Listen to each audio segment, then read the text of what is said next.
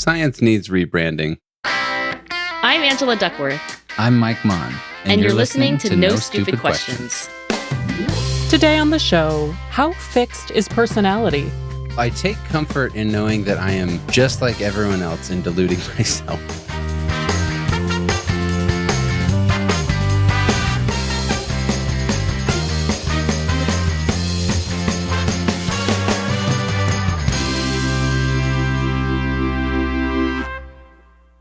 Angela, today we have a fascinating question about how fixed personality is. Mike, you and I have been talking about personality so much lately. I know, mostly because I think I need a better one.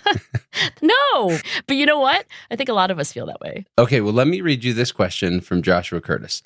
Hi, Mike and Angela. I often wonder how fixed personality is. I feel that while my personality has definite patterns, how pronounced those patterns are can vary given the environment that I'm in.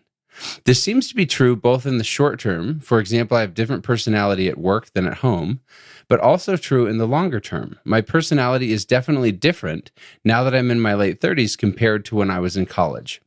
This makes me wonder if personality tests should not be used to tell us about fixed traits that we have, but rather as tools for working to become closer to the people we would like to be. Are there things we can do to intentionally change our personalities? Thanks, Joshua Curtis. Can I just thank Joshua? Because I feel like we live in a particular cultural moment where self-improvement is a universal hobby. And it is a timeless question. I mean, philosophers and theologians of various types have been pondering character and how malleable it is since forever. So Joshua, great question. Before we jump totally into Joshua's question, I think it would help to just define, what is personality? Personality is something that psychologists would say, and this is very close to, I think, what most people would say who are not trained psychologists. Personality is the pattern of acting, thinking, and feeling that you have that is pretty consistent, and the emphasis is on pretty consistent, not perfectly consistent, pretty consistent across situations and across time. Your tendency to be cheerful or grim, your tendency to be talkative or shy, your tendency to be gritty or somebody who gives up easily on things. So when we talk about personality, the emphasis is on kind of the center of gravity of how we usually behave. Got it. Here's where I'd love to get back to Josh's question and almost segment into two parts. One, how do our personalities change? And then can we do things to intentionally change our personalities? So I thought it may be interesting or maybe overly vulnerable, I don't know, to talk about how I think my personality has changed over time. I would love that. Oh, this is so on you, Mike. Be vulnerable. Tell me. This feels uncomfortable. Good. And that's okay. Let's get you out of your comfort zone. And I think maybe before we go into this, do you want to just mention, you've shared with me these big 5 personality traits just in their general sense, because I think that will help me talk through the changes in my personality. Your little story of young Mike Maughan before he became Mike Maughan of today. Yeah, for you and for Joshua and for anybody else who's curious about their own personality, it would be helpful to say on behalf of psychologists everywhere that there is an agreed upon classification of personality traits. And what I mean by agreed upon is that if you go to University of Washington or you go to Stanford or Yale or anywhere, all the psychologists there who teach intro psych will teach students that there are 5 major personality traits. They're really personality trait families because they have a bunch of very specific traits within them, but there are these 5 families of personality traits that have been identified across the lifespan. So Josh being in, I guess he said his late 30s, true for Joshua, but also true for me, who I'm in my mid-50s, and my mom, who's 89, and even a 15-year-old, et cetera. So true across the lifespan and also true across culture. So on every civilized continent, you can give people personality inventories. And when you look at how they respond, you find these 5 clusters of personality traits. So what are they? There's an acronym that I find useful, OCEAN, OCEAN. Right. And the 5 personality families One is openness to experience or open-mindedness. So that's the O. C is for conscientiousness, color-coded spice racks and organized lives and so forth. Then there's E for extroversion. There's A for agreeableness. And the last one's a little bit of a downer, sorry, but the N is for neuroticism. It's like a kind of an anachronistic term, but it's about being emotionally labile and also having a fair amount of negative emotion like anger, sadness, anxiety in your everyday experience. So OCEAN. Okay, well, let's dive into the ocean of my personality. That was such a lame. Yes, let's get into the ocean. So tell me, I'm so curious. Well, I tried to think through, because again, you've shared this ocean idea with me before. So I tried to go through where maybe I was spiking. And so as a kid, I would say openness. I was carefree. I was very creative, very playful, as far as I remember it, but somewhat introverted and could be kind of shy. Interesting. As a teenager, I think conscientiousness took over, and I was probably overly serious. I was very diligent, and I thought maybe if I did everything right, then no one could criticize, and then I'd just fit in. As a college student, it was kind of interesting because I think agreeableness and extroversion took over in me. I loved college, and I was very social and out there all the time. I also did a 2-year mission for my church, and I think that was the first time I felt like I 100% belonged. Wait, where did you go? I think I should know this. I went to upstate New York to Duanesburg, where Stephen Dubner is from. I always feel like when people say they go on a mission, it's some exotic location. You think of Korea, you think of castles like Duanesburg, but people live there too. Yes, you do not pick where you go. They just assign you. And I, in retrospect, was thrilled with the assignment. But I think that was like a place where this extroversion, agreeableness, I was kind of at my peak. And coming home from that experience, I think I was lost for a little while. I was very outwardly open and happy and extroverted, but inwardly I had some layers that I never let anybody in on. Out of, I don't know if it was insecurity or self-preservation. This is a dumb example, but I think maybe signifies how my personality changed. I love football. Yeah. I would go to football games. And in my earlier years, if your team would score a touchdown, you would celebrate and be super happy. Yeah. There was a period of maybe 10 years where I'd be watching a football game, my team would score the touchdown, and everyone around me is high-fiving and chest bumping, and I would just sit there waiting to see if there was a flag. What? Like I couldn't let myself enjoy the moment. And then I would relax when I saw that we really did score. Yeah. And then it was just kind of like steady state even rather than like engaged. Interesting. This is where I think I have changed most recently, is that my whole life has sort of opened up. Like I'm really happy again. I laugh more freely. I'm much more comfortable with myself and who I am. And maybe the peaks and valleys and spikes are only observable to me, but I feel like they've changed pretty substantially. And maybe that's not just personality, but my ability to deal with self and the world. But I think I've seen openness, extroversion, agreeableness, conscientiousness increase significantly, and neuroticism probably decrease significantly. How old are you? I can't remember. I'm 41.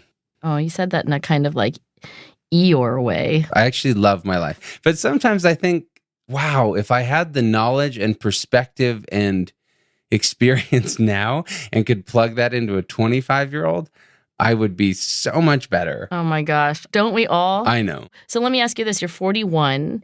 You have looked back upon your childhood as a little boy all the way up through your teens, your 20s, and your 30s, and you see a lot of change. A lot of that is positive. There are nuances, but there's a maturation, if you will, of some of these dimensions of personality that you're happy with. When you look forward to your 40s and then beyond, like my decade, and then, Social Security decade and the Medicare decade. When you phrase it that way, how can they not look forward? Well, the term in science for like the next decades, they literally call it the old. like one old was not enough. They're like, there's the old and there's the old. Science needs rebranding. That's terrible. I know. They need a whole marketing department for sure. But when you look forward to the future, Mike, do you think you're going to change in the future? Or do you think you've kind of reached who Mike Maughan is? Like, what's your just untutored intuition about how stable your personality is now compared to the past? I would hope to continue improving in increments, but I don't think there's going to be a massive shift at this point. Okay, well, I think that's pretty consistent with what is sometimes called the end of history illusion. Doesn't that sound kind of dire? The end. Well, when you say illusion, I feel like I'm just tricking myself immediately. But there's good news, I think, especially given what you said about your aspirations, which I think we all have. We would all want to continue to grow and to learn and to become even better people than we are now. But a lot of us have a sense, and I do, if you ask me, like, do you think you'll be a different person when you're 59 or 61? I think the intuitive answer that I would give you is like, no, I'm pretty much me. Right. I could tell you how I was different when I was a cheerleader and I was in high school, but like now I am Angela. And this is called the end of history illusion. And you're right, the term illusion or bias is a pretty good tip off that what psychologists are pointing to is a mistake that we're making cognitively. And here I should accredit the coiners of the phrase. So that's Jordy Quidback and then Dan Gilbert and Tim Wilson. They published this article about a decade ago. And what they did was they measured the personalities using a standard inventory of personality and also the values and preferences of more than 19,000 adults who ranged in age from 18 to 68. And they very simply asked them to report how much they thought they had changed in the past decade, so similar to my Mike Maughan interrogation, but just in the last 10 years, and or to predict how much they would change in the following decade. And essentially what they found in this study was that young people, middle-aged people, older people, everybody believed that they had changed a lot in the past. But then when you ask them the parallel question about the next decade, universally, people do not forecast changing very much at all. Like they're like, oh, now I'm me. So if at every decade you're like, oh, I'm done, I have finally become who I am. But then when you look at the data and there is change in every decade, then people are being pessimistic in their forecasts. Right. We have the false sense that we're done changing. But if we could like vault you into the future and show you yourself 10 years from now, you will have changed more than you think you will. Well, I take comfort in knowing that I am just like everyone else in deluding myself. Yeah, I wonder if that is comforting. I guess it is in a way. No, it's not that comforting. It's more like, okay, I fell into the trap completely. Yeah. Let me read you this one thing, and I'm curious to get your take on it in context of what we've just said. So I listened to a talk by a Cambridge University psychologist named Brian Little. He basically says that rank order doesn't change. So he said if you go back to your sixth grade reunion, the rank order of people on these different dimensions stays relatively the same, and the kid who is the class clown, maybe he has a more sophisticated sense of humor than in sixth grade now that he's 36, but he's probably still the one cracking the jokes. And so his point was, yeah, we all change over time, but probably where you fit relative to maybe your peers or others stays at least relatively consistent. Okay. Love Brian Little. Super love Brian Little. Don't agree. I mean, I'd have to debate him on this, and I could because he's awesome and he's fun to debate with. But rank order does get to be quite stable in about your late middle age. What's late middle age? 50s or so. But if you did this hypothetical example, like think of your sixth grade class and then imagine doing this if you had the same 30 kids like at the end of high school, and imagine doing it then in your like 20s and 30s and 40s and 50s. At what point would the shuffling, with the rank ordering, like be zero? Like, it's like, oh, everybody's just standing in the same places. It's never that people don't shuffle. There's always rank order change, even in your 50s and 60s and beyond. So that's where I would disagree with him. But where he has a point is that there's less shuffling. So, if you go from sixth grade to 12th grade, and you're like, hey, everybody stand in line from like most cheerful to least cheerful in this hypothetical example, there's going to be like a reasonable amount of shuffling.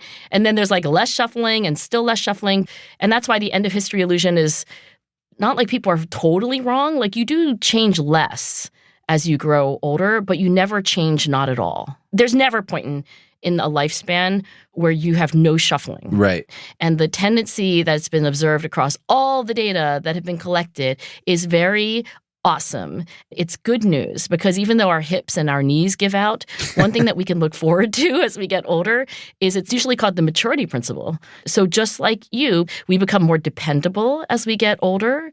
We become more emotionally stable. I always say that to 20-year-olds because I'm like, dude, this roller coaster that you're on, I'm not, because I'm in my 50s and you're in your 20s. Yes, I will have ups and downs, but holy smokes, they are not the ups and downs that I had in my 20s. And thank goodness. Thank goodness. I know. I don't even know how we survive those tumultuous years. So we get more conscientious, more agreeable, more compassionate and understanding of other people and their complicated lives. And as I said, there's like a decrease in neuroticism where you could frame it as an increase in emotional stability. It's the same thing.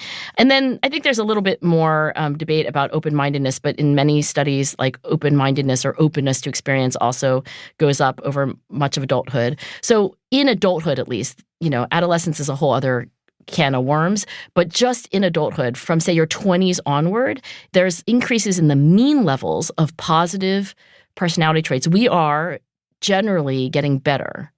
I love that you called adolescence a can of worms. I think it's almost sometimes a pit of despair. Nothing against those of you in adolescence, but... Well, you said you were very anxious in your... Did I get that right? You were like diligent, but in a way like driven through fear or something? Yeah, I think it was a self-protective mechanism. I mean, not everybody was Mike Maughan as a teenager, but I will just say that the things that we went through, and I don't know how we survive our teenagers either. Like, wow, those are hard. And in these personality studies where you track, change, like mean level change, rank order change, but you're looking at teenagers, there is sometimes it's called the disruption hypothesis. Basically, instead of everybody getting better and happier and more dependable and more conscientious, in adolescence, in many studies, there's actually a dip. So like you're in a way going backwards in maturity. So to speak, it's hard. And so when I teach the maturity principle, I'm usually looking out at a sea of faces who are already in their 20s. And then I get to just emphasize the positive because they are... You've survived. Yeah, they're getting to the good part. Well, look, Angela and I would love to hear your thoughts on how fixed personalities are.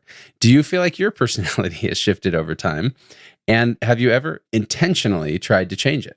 So record a voice memo in a quiet place with your mouth close to the phone and email it to nsq@freakonomics.com, and maybe we'll play it on a future episode of the show. Also, if you want to learn more about your own personality, head to freakonomics.com/big5. And you can take the Big 5 inventory and you'll get an immediate personality profile, and your results will be completely anonymous. Still to come on No Stupid Questions. Is it possible to change your personality intentionally? To increase agreeableness, she wanted to start sending out supportive texts, think more positively about people who frustrated her, and this is my favorite, she says, quote, regrettably, hugging.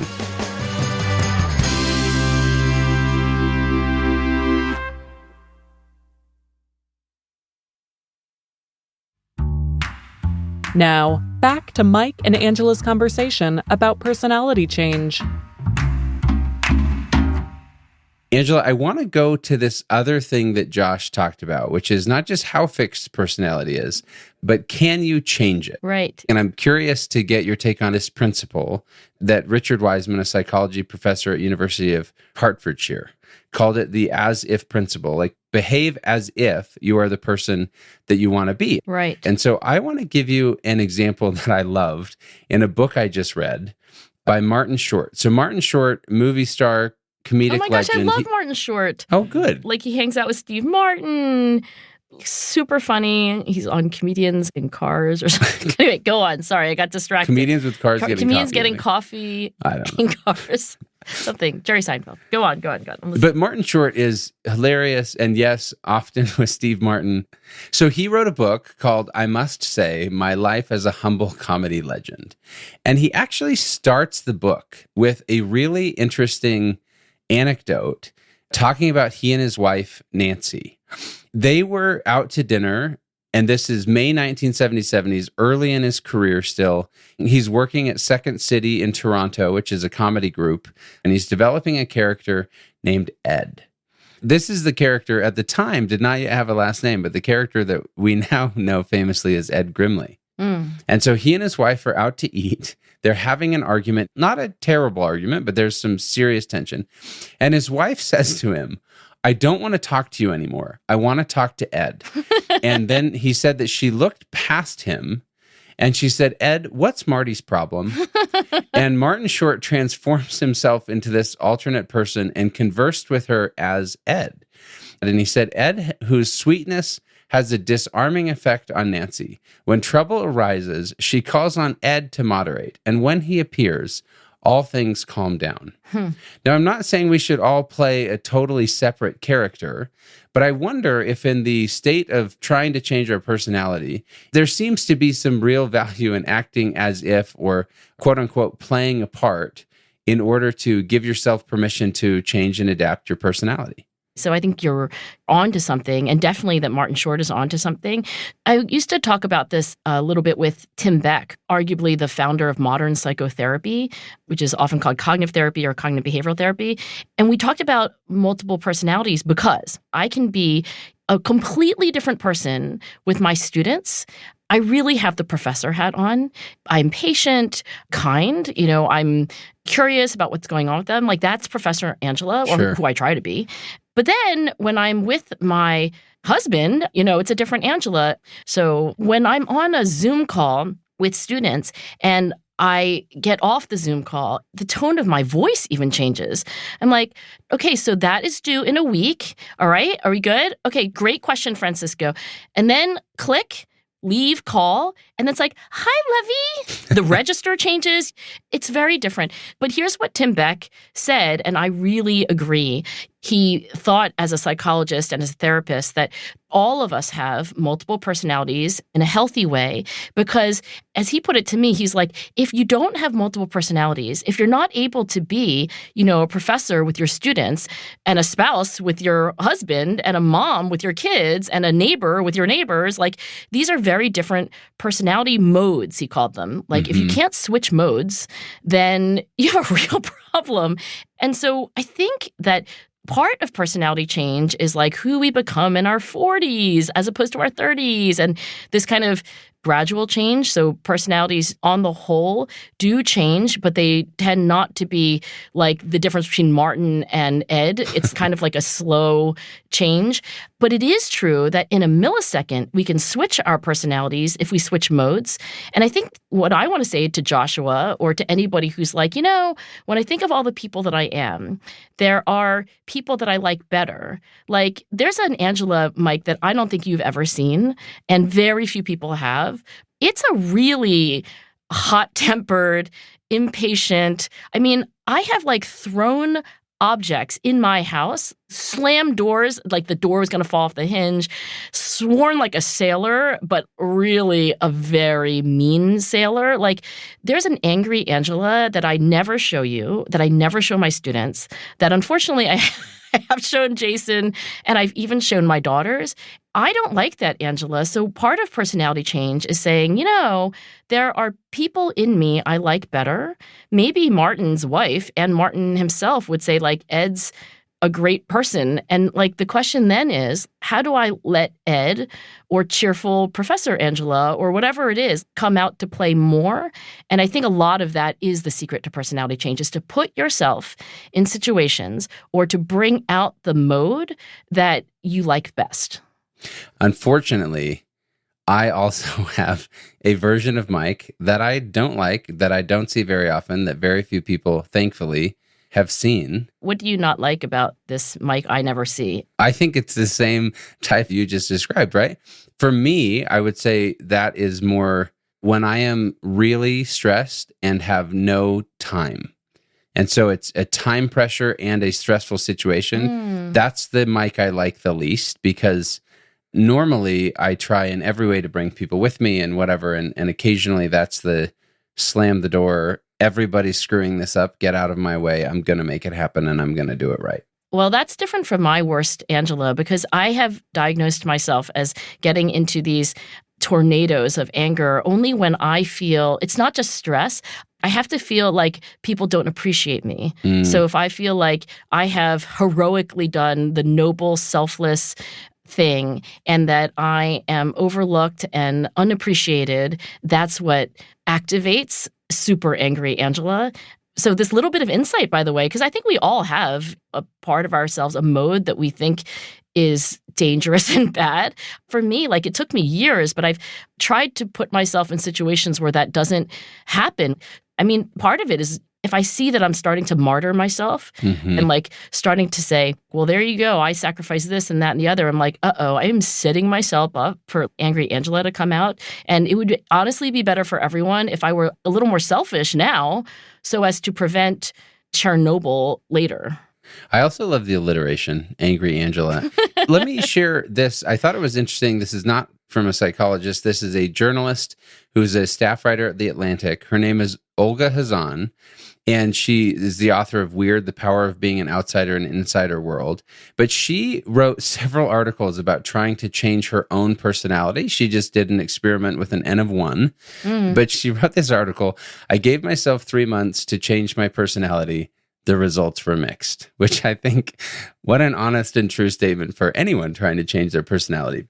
So to become more extroverted, she made goals to meet new people. To decrease neuroticism, she said, I'm going to meditate often and make gratitude lists.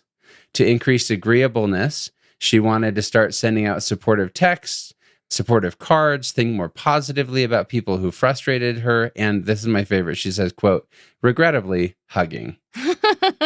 So she hugged people. Oh, I love this curmudgeon. To increase extroversion, she took an improv class to help reduce social anxiety. And then this is my favorite quote. To cut down on how pissed off I am in general, and because I'm an overachiever, I also signed up for an anger management class. So she does all these things to try to change her personality. And then what happens? Again, in the end, she said the results were mixed. She quotes a late psychologist, Carl Rogers, who just said, when I accept myself just as I am, then I can change. And so she said, I'm going to try all these things. I kind of am who I am, but I was able to change slightly when she took a personality test. She had increased an extroversion going from 23rd percentile to 33rd. Her neuroticism had gone from extremely high to very high, but directionally, none of it changed that much. It's not that little change, honestly. If you go from 23rd% to 33rd%, I mean, just think about that. Like if you were taking some standardized test, you're like, well, and then I did some prep and I went from the 23rd percentile to 33rd percentile. I think you would be like, that was pretty good. That's like, let's see, in technical terms, huge. What's interesting is that this N of 1 experiment has been done. So there have been researchers who essentially help people make plans. They're like, okay, I want to be more extroverted. Okay, what do extroverted people do? It is a little as if, actually. It's like, if I acted as if I were extroverted, what would it be? And then you literally just make plans. You're like, okay, if I'm in class, then I will raise my hand. You know, if I see a friend, then I will go over and hug them. Like, you know, you make all these if-then plans. And the research shows that it can lead to some short-term changes in personality. Honestly, I think in the research studies, not as big as 23rd percentile to 33rd percentile on average. But I would say that there's some evidence that you can make plans to act as if you had a different personality. You can, you know, in a way bring out that personality mode. But also, you know, it's interesting that she quoted Carl Rogers, because Carl Rogers was one of the great humanist psychologists. Carl Rogers is no longer alive, but he preceded Tim Beck, and he had this approach to therapy that was like a lot of other humanist psychologists based on the idea of unconditional positive regard. That what we need to do, all of us, those of us who are really struggling, and then those of us who are like actually in a pretty good place in life, that all of us need to have this rock solid foundation of unconditional positive regard, to feel like you're okay, that you're a good person, that you're worthwhile. It's not often talked about these days, but I actually think Carl Rogers was right. And I don't even see this as a contradiction. I think we can say, like, you know what? I would like to be a little more cheerful. You know what? I would like to not bring out angry Angela as much. Like, I want to change. And also, at the same time, without contradiction, to say, I'm okay. Like, I am in an unconditional way a human being who has a certain amount of worth and dignity. And I both want to change and also feel accepting of myself. So I don't know if that sounds like a contradiction to you, but I think the healthiest people are exactly that. They feel okay with themselves in an unconditional way, and they also are looking forward and hoping to change for the better. I say all the time to friends, whatever, I think one of the healthiest things in life is learning to hold seemingly contradictory things at the same time. Somebody famous said something like that, but I can't remember. I can't remember who. It's like George Orwell. I'm sure someone famous said it not only earlier, but way better than I am. But that's where I think I've come with myself too, in terms of me telling you how my personality changed. Like, hey, I accept myself for who I am and I want to become better. And both of those, they're at contrast in some sense, at conflict, but like also true. Absolutely. I don't know if we've answered Joshua's question in, any kind of complete way, but I will say this, Mike, the reason why we've been talking about personality so much of late is that it is something we all ask ourselves, who am I and who have I been and who will I be? And I think that's the justification for devoting not only this conversation to Joshua's question about can I change? How malleable is personality? Answer, like more than you think. But also for having 5 more conversations, each dedicated to one of the letters in Ocean. And I really look forward to that because when I look at my psychological selfie, as it were, like when I look at my own personality with any kind of honesty, there's so much there where I could understand myself better, but also in important ways improve. Yeah, and I think as we go into these next conversations, obviously we've invited you all to take the Big 5 inventory at freakonomics.com/Big5, but Angela and I will also share some of that anonymized data and share with you our own psychological selfies. And look, here's what I would say to Joshua. In the process of all this, I'm going to take the challenge myself to say on each of these Ocean principles, what's one thing that I can do to maybe improve in each regard? Maybe we should do that. Should we challenge ourselves to not only stare at ourselves in the mirror, so to speak, but also, if we want to mold ourselves a little bit? I want to. So yes, I'm in. Okay, I am up for that. Awesome. Well, we hope you'll join us over the next 5 episodes as we explore the different aspects of personality. Mike, I cannot wait. And now, here's a fact check of today's conversation.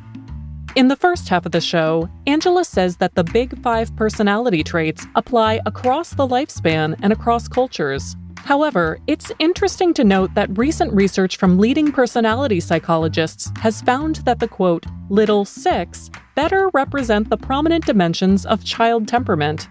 These factors consist of the original Big 5 personality traits plus activity, which includes elements like physical energy and motor activity. In addition, certain academics have proposed that the Big 5 may not necessarily apply to certain isolated indigenous people.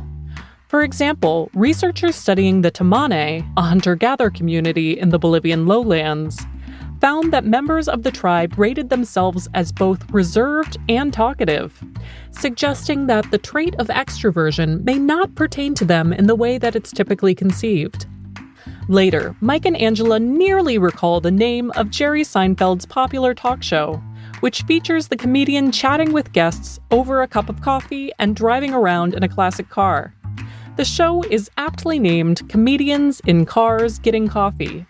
Martin Short appears in Season 11, Episode 8, in which he and Seinfeld drive around Los Angeles in a 1982 Mercedes station wagon. Finally, Mike and Angela have difficulty remembering the origin of a famous quote about the importance of being able to hold seemingly contradictory ideas at the same time. They were likely thinking of a moment from F. Scott Fitzgerald's 1936 essay, The Crack-Up.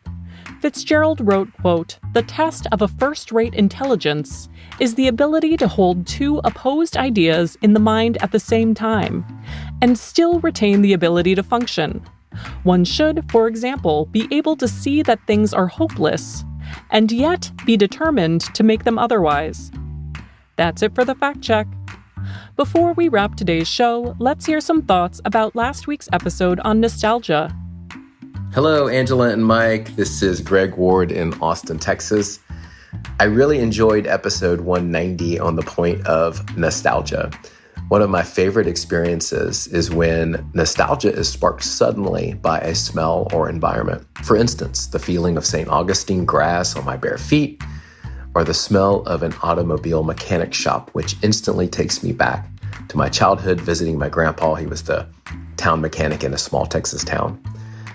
Even a sunny but crisp, cool day can for a moment take me back to recess in middle school. These feelings are brief and spontaneous, but guaranteed to bring a smile on my face. Hey, Mike and Angela. Thank you for recording my favorite episode of No Stupid Questions to date on nostalgia. I'm someone who has followed nostalgia throughout my life. Growing up, I was enthralled by the wonder of Disney movies and my family's trips to Disneyland, and that led me to a career working for the Walt Disney Company for 10 years. During that time, I also got my degree in sociology, where I sought to understand the healthiest and most fulfilling way to apply nostalgia into my life. Nostalgia has caused many of my peers to long for the past, but in my experience, nostalgia works best as a present moment experience, where you just kind of stop and internalize that lovely feeling right there and appreciate this amazing human ability we have to feel something so wonderful for a second time. Then you go back out there, you make wonderful new memories that years down the line will be your new nostalgic moments. A philosophy is notice, appreciate, smile, and move forward. Eventually, I moved on from Disney to a new career in social research, but I'm happy to say I still get a blast of present moment nostalgia anytime I hear When You Wish Upon a Star. Hi, this is Steve from Seattle. Nostalgia has affected my life very much because I hosted a Twitter chat about nostalgia for a decade. The chat was originally focused on retro tech, things like floppy disks and Tamagotchis and music players with physical media, like the Sony Walkman and Discman.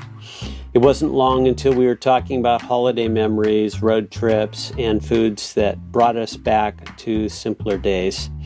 I ultimately ended the weekly chat after 11 years, not because nostalgia has become any less interesting, but because our platform, Twitter, now X, was imploding. So now we're nostalgic about Twitter. That was, respectively, Greg Ward, Alec Hester, and Steve Case. Thanks to them and to everyone who shared their stories with us. And remember, we'd love to hear your thoughts on how fixed personality is. How has your personality changed over time? Have you ever tried to change it? Send a voice memo to nsq@freakonomics.com, and you might hear your voice on the show. Coming up next week on No Stupid Questions, the first episode in Mike and Angela's series on the Big 5 personality traits. Should you be more open to stepping out of your comfort zone? I have never regretted the Eggs Benedict. Oh, really? I have always regretted the Eggs Benedict. That's next week on No Stupid Questions. No Stupid Questions is part of the Freakonomics Radio Network, which also includes Freakonomics Radio, People I Mostly Admire, and The Economics of Everyday Things. All our shows are produced by Stitcher and Renbud Radio. The senior producer of the show is me, Rebecca Lee Douglas, and Lyric Bowditch is our production associate. This episode was mixed by Greg Rippin with help from Jasmine Klinger. Our theme song was composed by Luis Guerra. You can find us on Twitter @NSQ_show and on Facebook @NSQ Show. If you have a question for a future episode, please email it to nsq@freakonomics.com. To learn more or to read episode transcripts, visit freakonomics.com/NSQ. Thanks for listening.